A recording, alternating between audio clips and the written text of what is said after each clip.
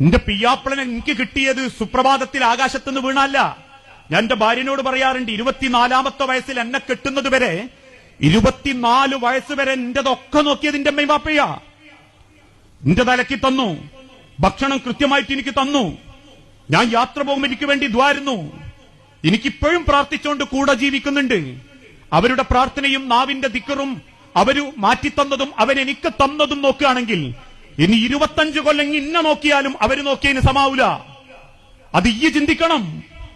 കയറി ചെല്ലുന്ന വീട്ടിലെ ബാപ്പാന്റെ ഇമ്മാന്റെ അടുത്തുനിന്ന് എങ്ങനെയുണ്ട് മോനെ ഒന്ന് പുകച്ച് ചാടിച്ചിട്ട് അവനാന്റെതാക്കാൻ നല്ല ചിന്തിക്കണ്ട്. മറിച്ച് എന്ത് ചിന്തിക്കണം?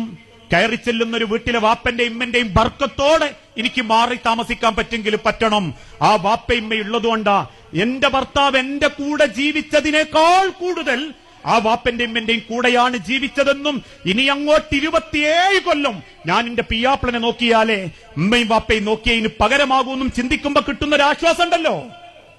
അതാ കുടുംബത്തിലെ പെൺമക്കളെ വിദ്യാഭ്യാസം. അല്ലാണ്ട് വാപ്പാര് കൊടുക്കുന്ന ഡിഗ്രി അല്ല വിദ്യാഭ്യാസം. അത് പെൺമക്കൾ അറിയിച്ചു കൊടുക്കുന്നതിന്റെ കരാറാ നിക്കാഹ്. പടച്ചോ എന്നോട് പറഞ്ഞു, എന്റെ മകളെ എനക്ക് കുടുംബം ഉണ്ടാക്കാൻ തരാൻ. അത് പിടിച്ചെടുക്കുന്ന വാപ്പാർക്ക് അത് പറയാൻ പറ്റണം, എന്റെ മകളെ കൊണ്ട് എന്റെ കുടുംബം നശിക്കൂലാന്ന്.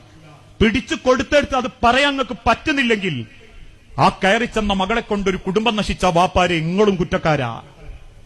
നല്ലത് പറഞ്ഞു കൊടുക്കാത്തതിന്റെ പേരില്, നല്ല രീതിയിൽ ആ കാര്യം ബോധ്യപ്പെടുത്താത്തതിന്റെ പേരില്.